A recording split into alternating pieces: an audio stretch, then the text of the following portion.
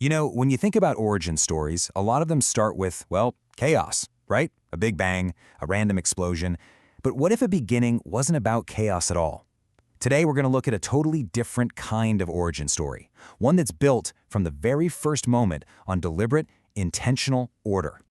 So, the story begins right here. It feels like pure potential, but also, pure formlessness. You've got all the building blocks, earth, water, darkness, but there's no definition, no boundaries, no structure. It's really just a canvas, waiting for that very first brushstroke.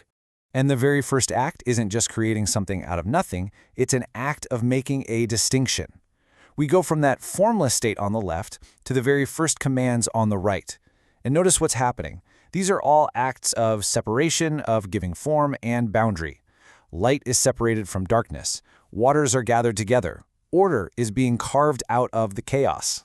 And that's the crucial point here. This isn't a story about a random explosion. It's a story of measured, intentional design, a careful construction, piece by piece. Now this is where a really interesting rhythm starts to emerge. The 6 days unfold with this beautiful, poetic structure. See, the first 3 days are all about forming the spaces, light, sky, and land. Then the next 3 days are all about filling those very spaces. So day 4's sun and moon, they fill the light and dark of day 1. Day 5's birds and fish fill the sky and waters of day 2. And day 6's animals and humans, well, they fill the land of day 3. It's this deliberate, perfectly balanced pattern. And after each step, this phrase pops up. It's kind of like a craftsman stepping back to admire their work, Just confirming that each part of the design is sound, it's purposeful, and it's right. It's like a seal of approval on the whole process. Okay, so this principle of intentional order, it doesn't just apply to the cosmos. Now we're going to see it scaled way down, from the impossibly large to the incredibly specific.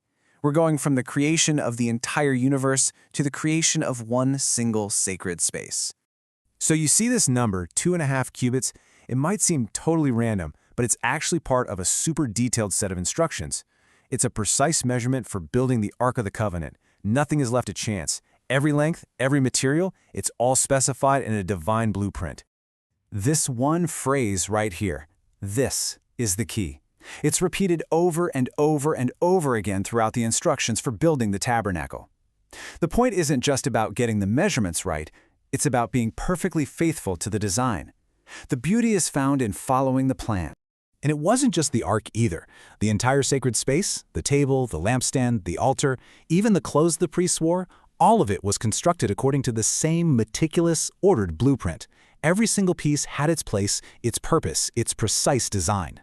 All right, let's zoom out again. This whole idea of order expands from a single sacred object to a sacred building, and now to the structure of an entire people. The physical layout of their community actually reflected this exact same principle of intentional design. The camp was set up in a series of concentric circles. At the very heart of it all, the most sacred space. Surrounding that were its guardians, the Levites. And then, surrounding them were the 12 tribes, each one in its designated spot. This wasn't just about being practical. It was a physical map of their spiritual and social order. So when you look at all these rules, all these measurements and layouts, it's pretty easy to ask this question, right? Do all these boundaries just exist to confine people, to restrict them? Or is there maybe something else going on here? Well, the narrative seems to suggest another way of looking at it. This precision isn't about restriction at all. It's about creating harmony. Think about a musical score for a second. Every note has a precise place, a precise duration. It's that very precision that makes a beautiful symphony possible, instead of just noise. This is the underlying pattern we keep seeing again and again. A divine blueprint is given.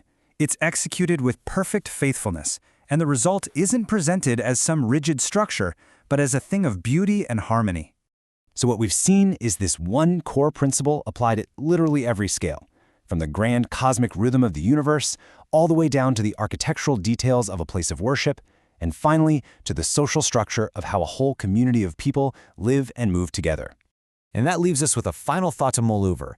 What does it really mean if the same intentional design that separates light from darkness also arranges a people around a sacred center?